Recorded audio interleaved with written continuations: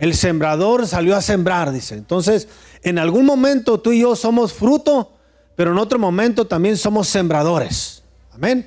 Entonces vamos a ver a los enemigos de la cosecha. Los enemigos de la cosecha. Y yo sé que tenemos una cantidad no poca de enemigos para poder levantar una buena cosecha. ¿Estamos aquí? Qué importante es que yo sea una persona que levante una cosecha grande. Porque una cosecha grande es sinónimo de bendición. ¿Están conmigo, verdad? Qué triste es cuando ves a una persona que ha sembrado y levanta una cosecha muy poca, ¿verdad? Y si el Señor te ha bendecido a ti, tú puedes decir: en mi ciudad yo soy punta de lanza en lo que hago. He tenido una cosecha grande, gracias a Dios. Pero no quiere decir que usted tenga una cosecha grande en cualquiera de los elementos en los cuales usted se mueva. Si usted se mueve como carpintero, como electricista, como soldador, como mecánico, como licenciado, como vendedor, como pastor, como usted se mueva, si usted ha levantado una cosecha grande, lo felicito. Pero eso no quiere decir que no se haya levantado una horda de enemigos para que usted no coseche. Principalmente gente envidiosa, principalmente gente de malas vibras, gente que te maldice. Entonces hay una cantidad enorme de cosas que se levantan en contra de que usted levante una buena cosecha. Muchas veces son hasta mis propios hermanos de sangre los que se levantan en contra de que yo sea un buen hombre de Dios, o que mi taller sea el mejor. Siempre va a haber gente así. Pero ahora nosotros, como sembradores de la palabra, como cuidadores de la palabra del Señor, no como uvas, sino como sembradores, vamos a ver algunos elementos que se levantan en contra de que la iglesia tenga una buena cosecha. Amén. Así que nos vamos a Oseas capítulo 4, versículo 6.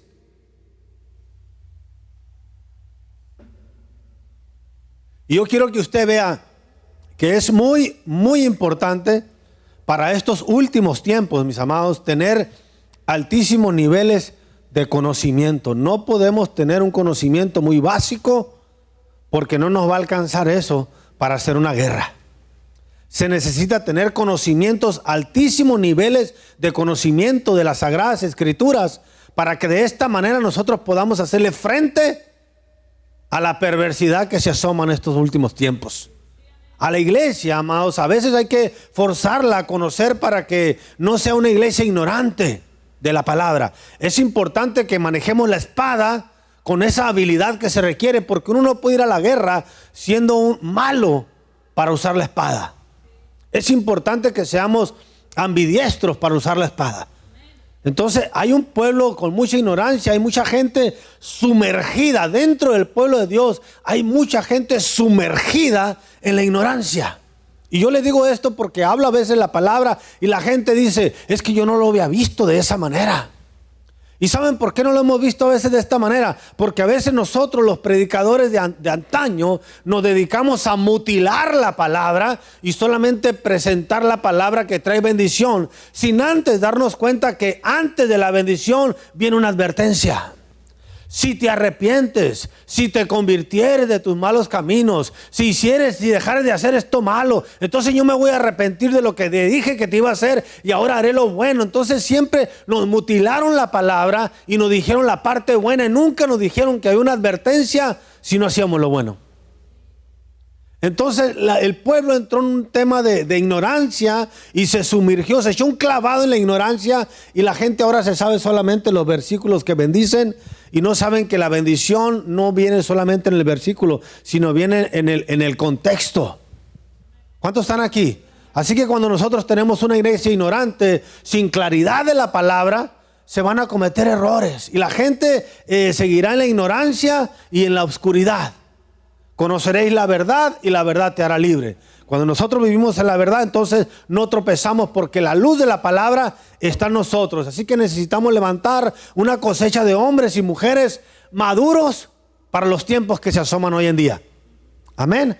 Así es que mi pueblo, dice, está siendo destruido porque no me conoce. Así que denme la versión que ya saben que quiero y nos dejamos de mortificarnos, que es la versión Reina Valera.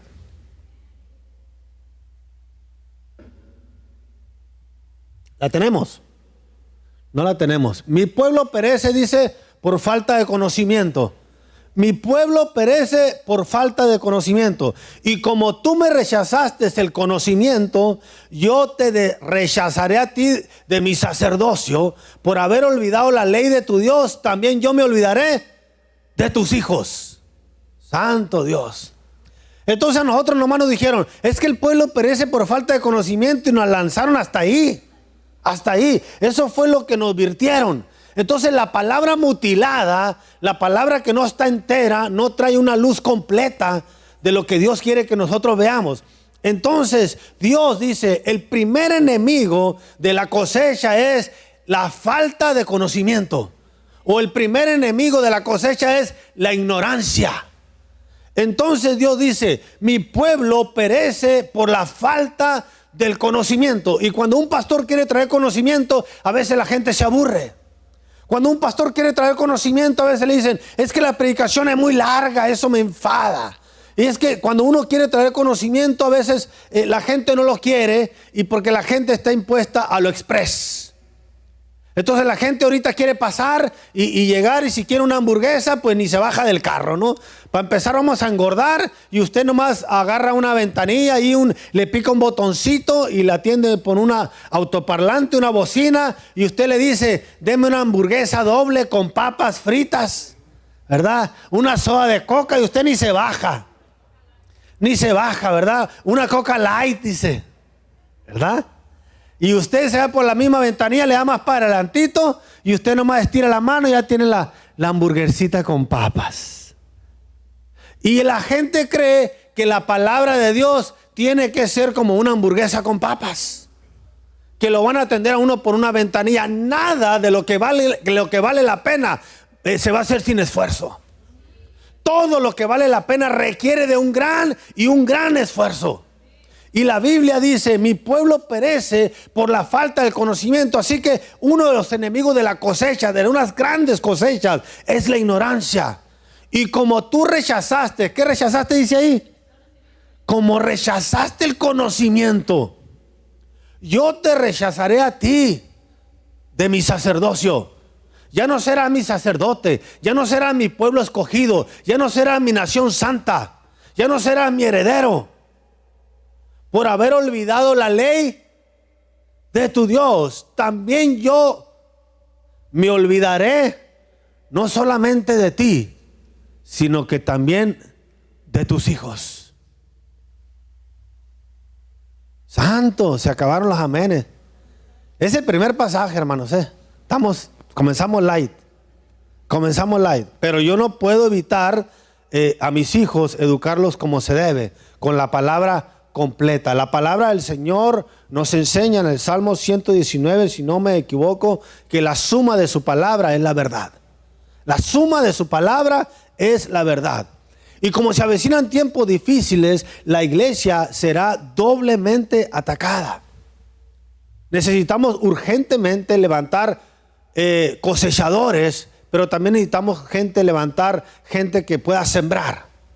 Necesitamos levantar soldados que defiendan la cosecha. Líderes que tengan destreza para manejar la palabra. Amén. ¿Ya vieron ustedes la película que les encargué que vieran? No. Ahí se levantan líderes para defender la cosecha.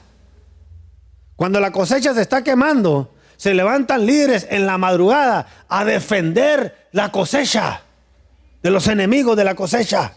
Y no importa a qué hora sean, si es en la mañana, si es en la madrugada, si es en la tarde, si es en la noche, si tengo sueño, si tengo hambre, cuando el enemigo se presenta, se necesitan líderes en la iglesia actual que se levanten a defender la cosecha de Dios, porque no es tu cosecha, es la del Padre.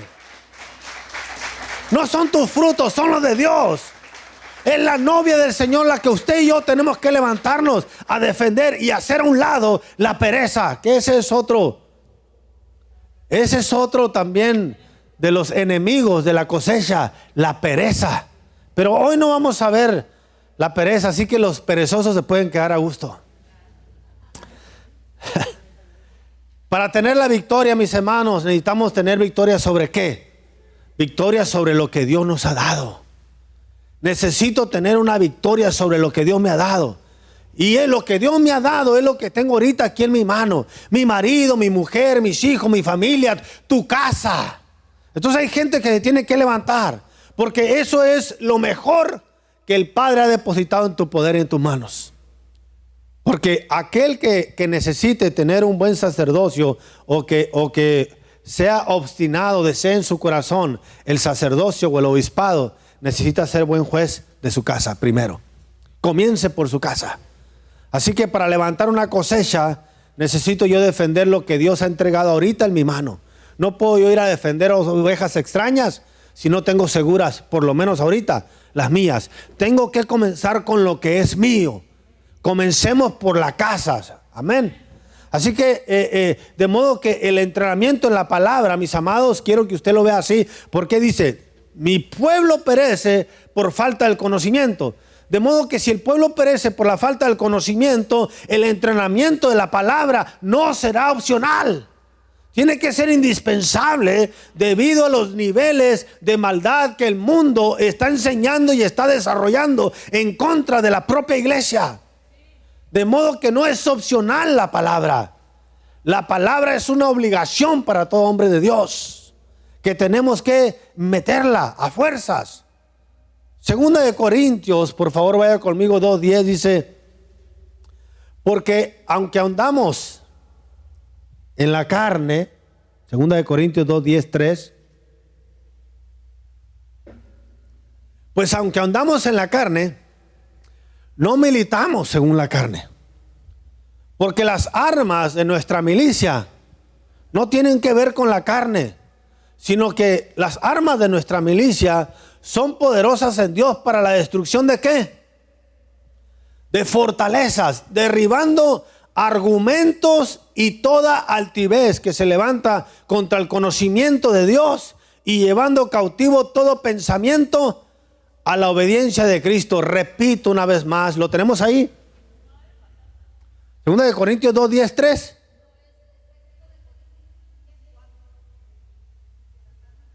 Segunda de Corintios 10:3. Bueno, yo comencé a leer desde el 3. 10:3. Segunda de Corintios 10:3. Ah, perdón, me equivoqué. Segunda de Corintios 10:3. Aunque andamos en esta carne, aquí, no militamos, o sea, somos soldados del Señor, no militamos en esta carne. Aquí en esta carne no militamos. Porque las armas que Dios nos ha depositado en nosotros no tienen que ver con atacar la carne. ¿Ok? Y nosotros a quien atacamos es a la carne. Vemos al marido que hace cosas malas y la agarramos contra el marido. Vemos a la mujer que hace cosas malas y la agarramos contra la mujer. Vemos al patrón que hace cosas malas y la agarramos contra el patrón. Y eso no nos sirve a nosotros, porque los hijos de Dios no debemos de agarrarla contra la carne, sino que las armas que nosotros tenemos para pelear tienen que ver con armas espirituales. Son contra el espíritu que está poseyendo a la persona que me está atacando. ¿Va conmigo? Y la mayoría de las veces quien me está atacando es parte de la cosecha que el Señor entregó en mi mano. Como pastor, los mayores problemas que vienen es el marido contra la mujer y la mujer contra el marido, y la palabra del Señor dice que son uno. La mamá viene a pedir por los hijos, parte de la cosecha que el Señor le entregó. Entonces los mayores problemas que la iglesia tiene a veces son contra la carne, pero queremos atacar a la persona y no al espíritu que lo gobierna. Y la palabra del Señor es clara, dice, porque las armas de nuestra milicia no son carnales, sino que son poderosas en Dios para destrucción de fortalezas. Amén. Vamos a ver cuáles fortalezas. Dice, derribando ¿qué? Argumentos y toda altivez que se levanta contra el conocimiento de Dios y llevando cautivo todo pensamiento a la obediencia de Cristo. Todos los argumentos y la altivez se levantan en contra de ¿quién? Del conocimiento. Mi pueblo perece por falta del conocimiento. Las armas de nuestra milicia son para derribar todo argumento y toda altivez. Dos elementos que están en contra de la cosecha: el argumento y la altivez. esos se levantan contra el conocimiento. Y el pueblo perece por falta del conocimiento. Entonces yo tengo que entender estos argumentos, de modo que cuando nos paramos a defender lo que el Señor nos dio, lo que ya nos pertenece, que por el conocimiento en la palabra nos ha sido heredado por Dios, se levantarán enemigos contra la cosecha. Y el primer enemigo que se nota ahí, ya lo vimos en la ignorancia, pero vamos a ver el otro. El otro dijimos que son los argumentos. Vaya conmigo a Primera de Reyes capítulo 21 y vamos a ver los argumentos. Primera de Reyes capítulo 21. Pasadas estas cosas, aconteció que Nabot de Jezreel tenía allí una viña junto al palacio de Acab, rey de Samaria. A manera de paréntesis, mi esposa y yo estuvimos en Israel precisamente parados en ese palacio. Y nos llevaron ahí y nos dijeron, aquella es la viña de Nabot. Y nos paramos así enfrente, mi esposa y yo, y el guía nos dijo, ven aquella viña bien bonita que se ve así. Esa es la viña de Nabot. Y nos quedamos así con los ojotes, ¿verdad? Y vamos a hablar precisamente de donde estuvimos ahí parados. Pasadas esas cosas, aconteció que Nabot de Jezreel tenía allí una viña junto al palacio de Acab, rey de Samaria. Entonces, Nabot tenía una viña junto al palacio. ¿Se entiende? Eso está claro, ¿verdad? Nosotros lo vimos, estaba así a pique, está el palacio, estaba una calle y luego estaba ya la viña. Y Acab habló a Nabot, o sea, el rey le habló a Nabot, al dueño de la viña, diciendo, dame tu viña para un huerto de legumbres, porque está cercana a mi casa. Y yo te daré por ella otra viña mejor que esta. O si mejor te pareciere, te puedo pagar el valor de lo que vale tu viña. ¿Le parece a usted eso justo o injusto? Pareciera justo, ¿verdad? Parece justo. Dame tu viña, te pido que me des tu viña porque está bien cerca de mi casa y me gustaría cosechar algunas legumbres frescas para que cuando esté el pavito recién horneado, la chuletita recién horneada, pues yo ya voy a arrancar una zanahoria, una papa fresca y está cerca de mi casa y te voy a dar una que tenga mayor valor que la tuya. Y si no te parece otra tierra, pues dime cuánto vale, te la pagaré. Parece algo justo, pero veamos la respuesta del hombre. Nabot respondió a Acab, guárdeme Jehová. Diga usted, guárdeme Jehová. Guárdeme Jehová de que yo te dé a ti la heredad de mis padres. Aleluya. Qué importante es que usted y yo conservemos la heredad de nuestros padres. Hoy en día hay una cantidad de gente no poca que un padre, un sacerdote, levanta a un hombre de Dios y ese hombre de Dios no tarda en vender la heredad. Porque nosotros como padres, como sacerdotes, agarramos a una persona, escúcheme bien, nosotros tomamos a una persona en el vientre de la iglesia. El vientre de la iglesia lo pare, lo sufre. ¿Cuántos están aquí?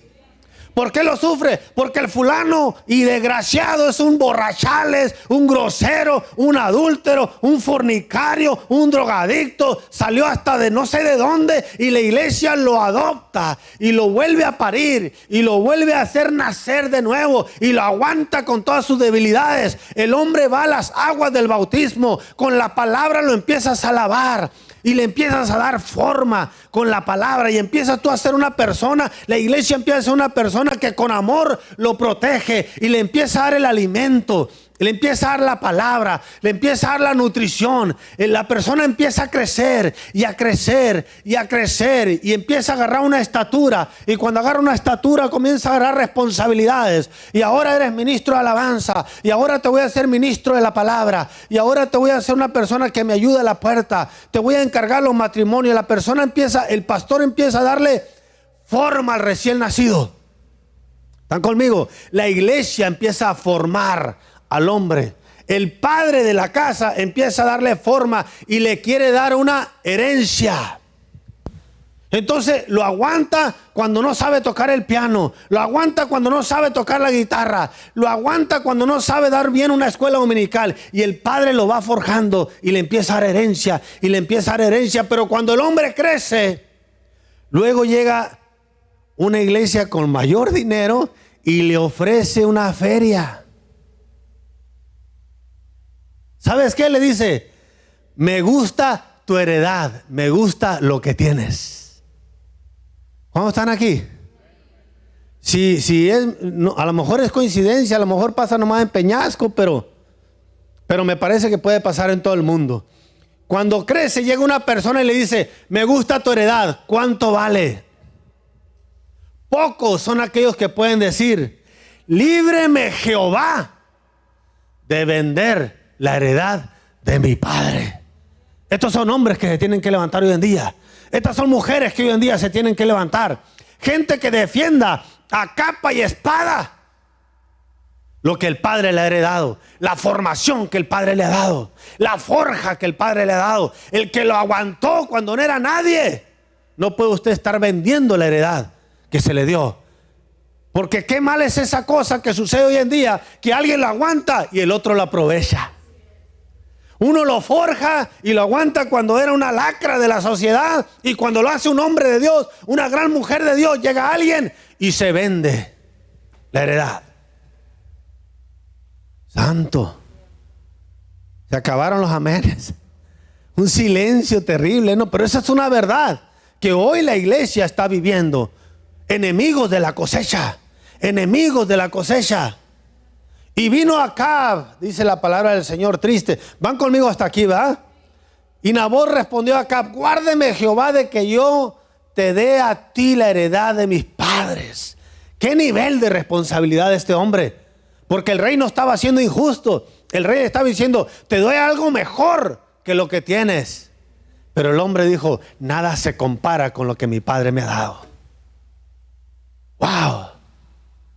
Defiendo lo que mi padre me ha dado. Tal vez no tenga el valor económico que tú crees que tiene, pero el valor sentimental está aquí. Lo tengo aquí. Líbreme Jehová de que yo abarate por unas monedas lo que mi padre me heredó. No se haga así. Y Nabot respondió a Acab: guárdeme Jehová de que yo te dé a ti la heredad de mis padres. Y vino Acab a su casa triste y enojado por la palabra de Nabot de Jezreel. Le había respondido diciendo: no te daré la heredad de mis padres. Y se acostó en su cama y volvió su rostro y comió. Entonces vemos, y no comió. Pero vemos primeramente el tema que dijimos que es los argumentos. Los argumentos del rey eran: tu tierra está cerca, te doy otra que valga más. Y de repente hay argumentos que se levantan en contra de la heredad de nuestro Dios. El rey tenía sus argumentos, y el argumento era: tu tierra está buena, me gusta tu tierra, está cerca de mi casa, y no quiero ser injusto contigo, te voy a pagar el valor de ella. O sea, pareciera que a veces los argumentos parecen poderosos y son sólidos. Y a veces cuando nosotros queremos levantar la cosecha del Señor, de repente se levanta mi mamá, mi papá, mi marido, mi vecino, mi hermano mayor, y de repente te quieren dar argumentos para que usted no levante la cosecha. Si nosotros hemos sido de esta religión toda la vida, ¿cómo pues te atreves? Y te levantan un argumento. Si tu abuela fue esto, tu bisabuela fue esto otro, y todos hemos llevado la misma línea, ¿de dónde pues sacas tú que te puedes abrir? Y sacan argumentos. Hay argumentos. ¿De dónde crees que tú vas a ser quien eres? ¿De dónde te imaginas que puedes llegar a grande si nunca toda la familia no ha salido de perico perro? ¿De dónde crees tú que vas a salir una gran mujer o un gran hombre? Y se levantan argumentos. Si nadie en la casa ha estudiado, ¿de dónde sacas tú que tú puedes ser un ingeniero? Y levantan argumentos. Lo primero que se levanta contra la cosecha del Señor, contra la gran cosecha, dijimos que era la ignorancia. Número 2, los argumentos. Y hay gente que le levanta un argumento y dice: pues sí, tendrá razón. Pues es verdad, ¿de dónde saco yo que voy a estudiar si nadie ha estudiado en la casa? Si no hemos estudiado, no porque seamos burros, no hemos estudiado porque no se tenía dinero y seguimos sin dinero. ¿Cómo le voy a hacer yo? ¿Qué tengo yo de diferente para ser distinto? Y se levantan argumentos en nuestra mente. Las armas de nuestra milicia no son carnales, sino poderosas en Dios para la destrucción de fortalezas. Los argumentos son unas fortalezas en nuestra mente. ¿Estamos aquí? Número 3, vamos a ver la altivez. Ok, vino a él su mujer, diga conmigo, su mujer. Ay, benditas mujeres tenían que ser. ¿Por qué no vino un esclavo, pues? ¿Por qué no vino un consejero? ¿Por qué no vino un anciano? Vino la mujer. Señor la reprenda. Vino a él su mujer y le dijo: ¿por qué estás tan decaído, mi amor? ¿Y por qué no comes, tesoro?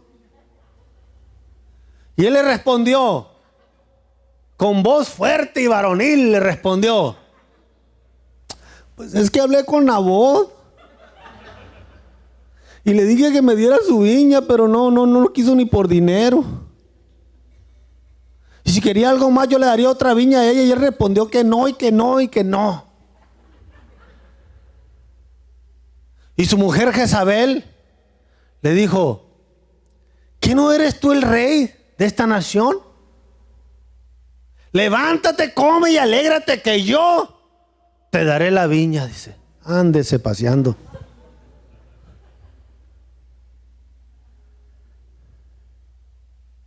Santo.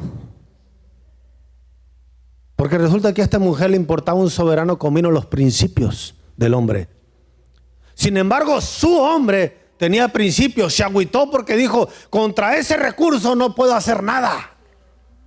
Tengo para comprarla y no quiere que se la pague. Tengo para darle una mejor y más grande y no la quiere. Contra ese recurso el hombre se fue bien agüitado a su casa, se acostó y no comió, porque el hombre sabía que bajo tal argumento él no podía moverse.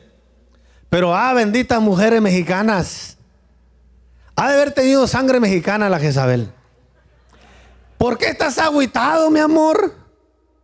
Yo, mira, tu reina, te voy a dar la tierra esa. Y miren la manera, miren la manera.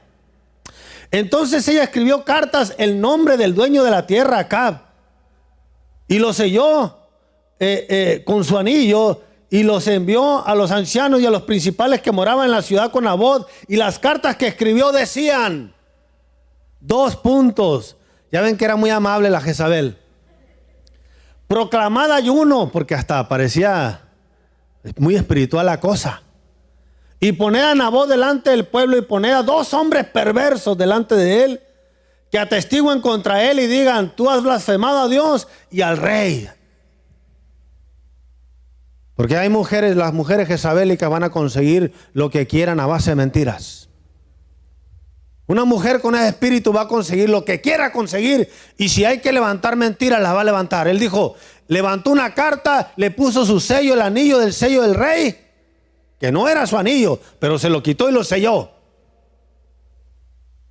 Y le dijo, manden a este hombre y digan que levanten 2 gentes perversas delante de él, que digan y que atestiguen que en contra de Dios, muy espiritual la hermana, que habló en contra de Dios y en contra del rey.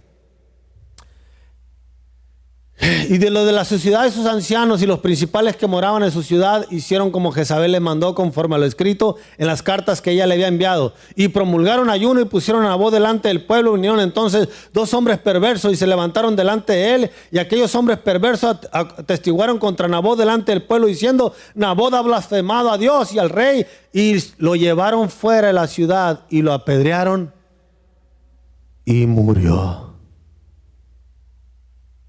Santo. Pero ni tardo ni perezoso, el Dios de justicia que nosotros tenemos dijo lo siguiente: dale para abajo. Le avisaron a la reina que ya murió. Y oyendo a Acab que Nabot era muerto, se levantó para descender a la viña de Nabot de Jezreel para tomar la posesión de ella. Pero el Señor, entonces vino palabra de Jehová, ¿a quién? A Elías. Por eso no podían ver al Elías. Se levantó la palabra de Dios. Hoy en día la gente cree que cuando se levanta un profeta y hacen cola aquí, nomás dice, va a haber un profeta de Dios, y hacen cola aquí. Porque están esperando que el profeta le diga: vas a tener mucho dinero este año. Dios prosperará la obra de tus manos. Y la gente a veces es malcriada, desobediente, intemperante, una cosa espantosa, y creen que van a recibir el favor de Dios. Pero cuando nosotros nos comportamos de una manera negativa con respecto a Dios, te recomiendo: huye de los profetas. Porque cuando él hizo algo negativo, aunque aparentemente quien lo hizo fue su mujer, el responsable era el hombre. Porque quien lo hizo fue la mujer, pero responsabilizó al hombre. ¿Quién comió primero del fruto? Y se responsabilizó al hombre. ¿Quién mandó matar al hombre a Nabot? Jezabel, y se responsabilizó al hombre. Miren, entonces vino palabra de Jehová a Elías, le dijo: levántate, desciende en contra de Acab, dice, no en contra de Jezabel. Encuéntrate con el Acab que está en Samaria, y he aquí, él está en la viña de Nabot, a la cual descendió para tomar posesión de ella, y le hablarás estas palabras, y le vas a decir de mi parte: así ha dicho de Jehová, ¿no mataste y ahora también lo has despojado? Santo. Y volverás a hablarle diciendo: así ha dicho Jehová, en el mismo lugar donde lamieron los perros la sangre de Nabot, los perros lamerán también tu propia sangre. Santo Dios. Santo Dios. Entonces vemos también la altivez. Vemos también la altivez. No te quiere dar la tierra. ¿Qué no eres tú el rey? De repente se levanta la altivez en contra de la cosecha de Jehová. Primero se levantaron los argumentos. La tierra está muy cerca de mi tierra. Te la voy a comprar. Te voy a pagar lo justo. No quiero, porque soy un hombre de Dios que respeta lo que el Padre me ha dado. Luego se levanta la altivez. Y la altivez dice: ¿qué no eres tú el rey? Te lo mereces todo, mi amor. No te agüites. Levántate y come, porque yo te voy a dar la tierra a precio de lo que sea.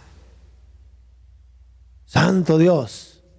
Y se levanta la altivez y matan al hombre. Y Dios inmediatamente dice: te vas a posicionar de las tierras que el hombre que mataste. O sea, lo mataste y ahora lo vas a despojar a su esposa, a sus hijos, a sus nietos, a la heredad que le pertenece a los hijos de sus hijos. Lo vas a despojar.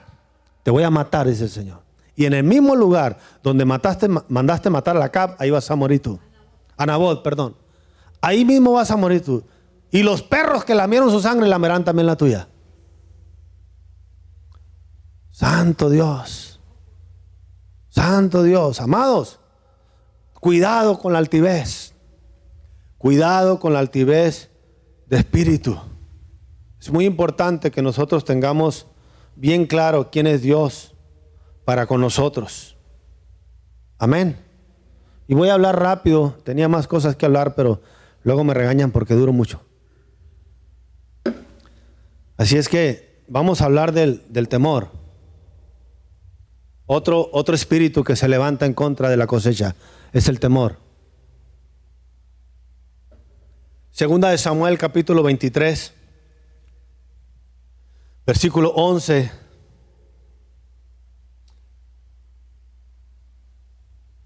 Segunda de Samuel, capítulo 23, versículo 11 dice: después de fue Sama, hijo de Ararita. Los filisteos se habían reunido en Leí, donde había un pequeño terreno lleno de lentejas, y el pueblo había huido de delante de los filisteos. ¿De qué pueblo está hablando? Del pueblo de Israel.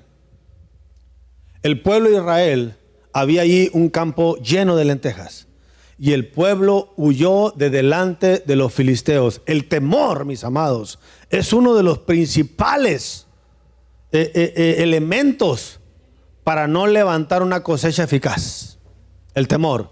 Hay tantas cosas que el Señor nos ha entregado en nuestra mano y por temor no las hemos podido conquistar. Porque cuando viene el enemigo y se asoma, a veces los cristianos somos los primeros que salimos corriendo y queremos ver la pelea desde lejos.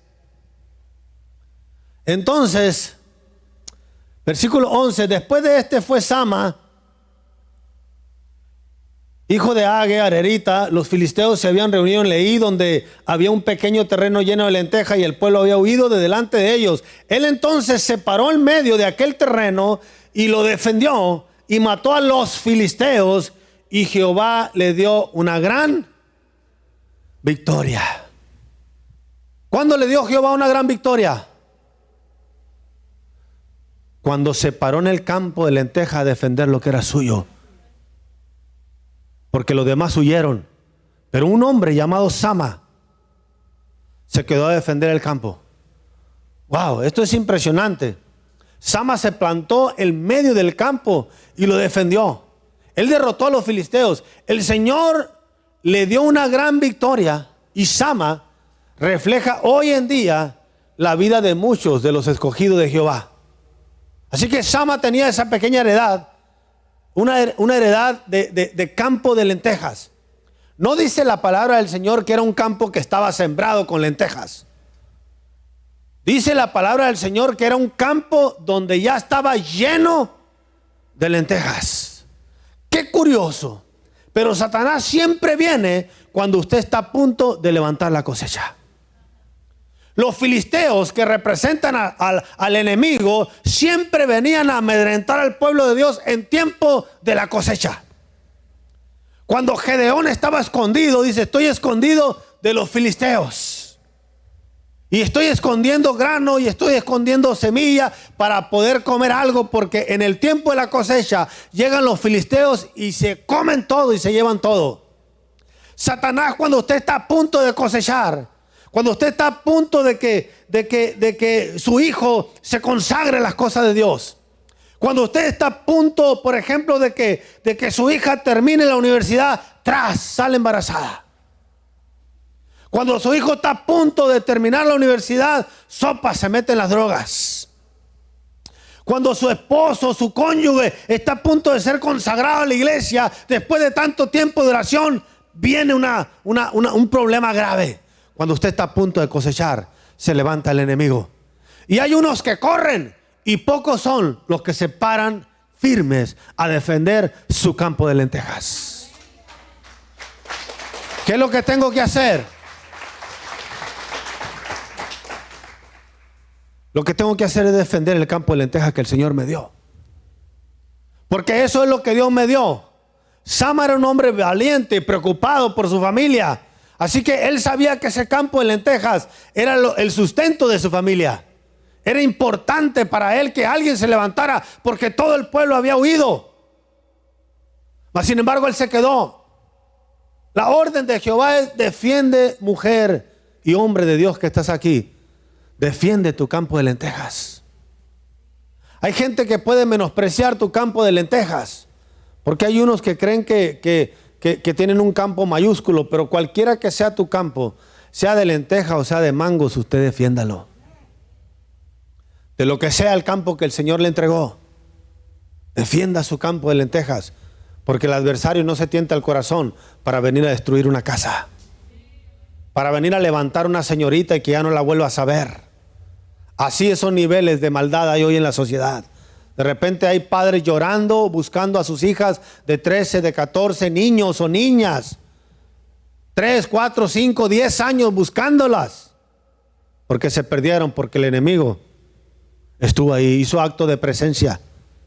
Y es importante que nosotros, hombres y mujeres de Dios, nos paremos ahí en medio del campo de lentejas, no de lejitos, sino pararnos en el medio a pelear. No estar solamente hablando, sino estar actuando, estar cerca de la pelea. Amén. Así que esa es mi decisión. Esa es tu decisión. Ponte de pie, por favor. No puedo yo permitir que los filisteos o los madianitas, en el caso de Gedeón, vengan a robarme lo que el Señor me ha entregado. Tenemos que defender lo que el Señor nos ha dado. Tenemos que defender la cosecha. Y si usted ve que los truenos están bien duros en su casa, seguramente es porque usted está a punto de cosechar. Es más difícil levantar cosecha que sembrar. La palabra del Señor dice que van a sembrar con llanto, pero también van a cosechar riendo. Pero en la cosecha, mis amados, usted cosecha una vez. Pero por ejemplo, una parra, usted siembra la uva una vez y usted puede recoger 45 años de ahí. ¿Cuántos dicen amén? Yo he sembrado una palabra y sé que más de 45 años cosecharé de la misma. Es lo que yo tengo que pelear. La palabra que se ha sembrado, la palabra que el Señor sembró en mí. Pero que yo pueda cosechar muchos años no requiere que yo esté durmiendo en mis laureles. Requiere que cuando el enemigo venga yo me tenga que parar. Año con año vendrá el enemigo a querer atacar mi campo de lentejas.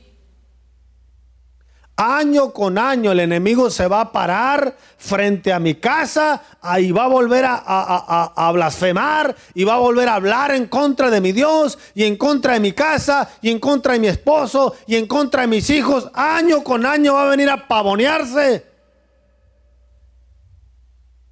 Y yo tengo que levantar una cosecha sana. Yo no puedo levantar una cosecha mutilada. Yo no puedo presentarme delante de Dios con números cortos, sino que la cosecha es lo más valioso que el Señor me ha dado. Así que hoy es el día en lo que usted se tiene que levantar en contra de los enemigos de su cosecha. Y usted sabe cómo se llaman sus enemigos. Por favor, no sea ignorante, porque el ignorante perece, dice la palabra del Señor. Yo no sé cuál sea el enemigo que se levanta en su casa año con año. Puede ser el alcoholismo, puede ser el adulterio, puede ser la drogadicción, puede ser lo que usted quiera. O son filisteos, o son madianitas, o son lo que sea. Pero usted como padre y madre de familia sabe mejor que nadie cuando el enemigo viene a atacar su cosecha. Y si usted no es quien se levanta y se para y se faja bien con la palabra del Señor, con los argumentos celestiales, porque el Señor dice que toda palabra que nos será contraria será anulada en el nombre de Jesús. Todo argumento que se levante en contra del conocimiento de Dios será anulado en el nombre de Jesús. Así que tú tienes que levantarte, mi amado, y defender lo que es tuyo, tu casa, lo que te pertenece, lo que Dios ha entregado en tu posesión, en tu mano, es tuyo, te pertenece. Legalmente el cielo te lo ha entregado. Y si es tuyo, párate y defiéndelo en el nombre de Jesús, porque no va a venir otra persona a defender lo que es tuyo. Usted defienda lo que a usted le pertenece y ármese de las armas del Señor para que usted pueda triunfar antes que el enemigo le saque ventaja en su hogar, en su matrimonio, en sus hijos, en la escuela, en la iglesia, en el trabajo. El enemigo se asoma para ver en dónde puede meterte una zancadilla y dónde has descuidado.